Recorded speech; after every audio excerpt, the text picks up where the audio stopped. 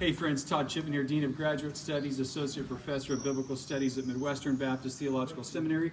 Here with my friend, Dr. Stephen Eccher, Associate Professor of Church History and Reformation Studies at Southeastern Seminary. Our schools work with Southwestern Seminary to do study tours. We come to places in Europe every summer. Here we're in Germany and France and Switzerland, thinking about the Reformation study tour here at the home of John Calvin when he was here in Strasbourg 1538 to 1541.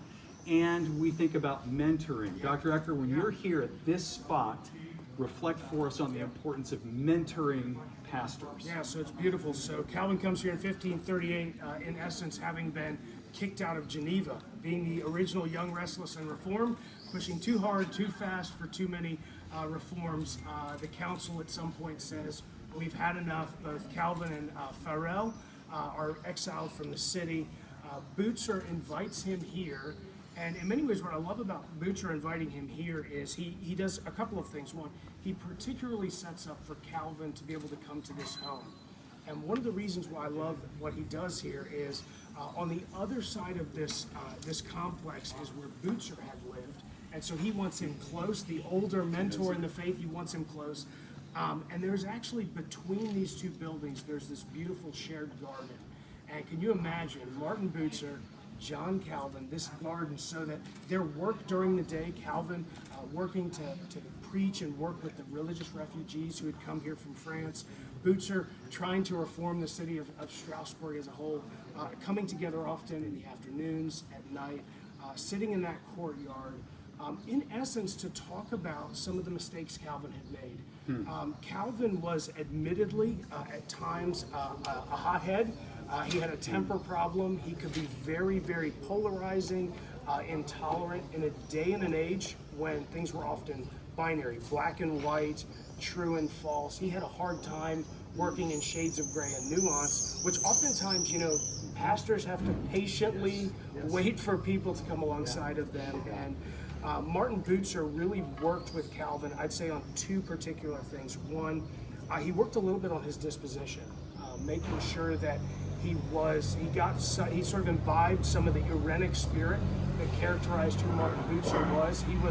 Martin Bucer was a somebody who was a hand holder.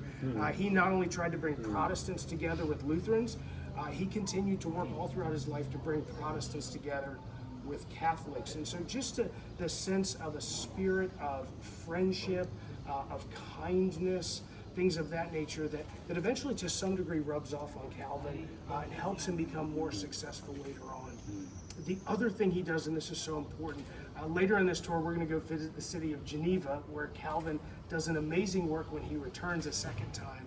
And he learned from Martin Bucer so much of how to structure and order the church. There's a very famous work of Calvin's called the Ecclesiastical Ordinances, which gives Calvin his fourfold view of ministry there, and the way he divides up the church, the way that Geneva is meant to be set up around educating the people, teaching them what they should believe and how they should behave, and then also disciplining the people, creating a structure in place. He learns all of that in this courtyard, in essence, from Martin Bucer, basically how to do ministry in church like that. So it's just beautiful friendship. Again, an older man in the faith coming alongside what was then a 29-year-old man in the faith, which is simply fantastic. This is the stuff of a Reformation study tour or a UK study tour that we'll do next year. Go to our school's websites for more information. Thanks so much, Dr. Eccher.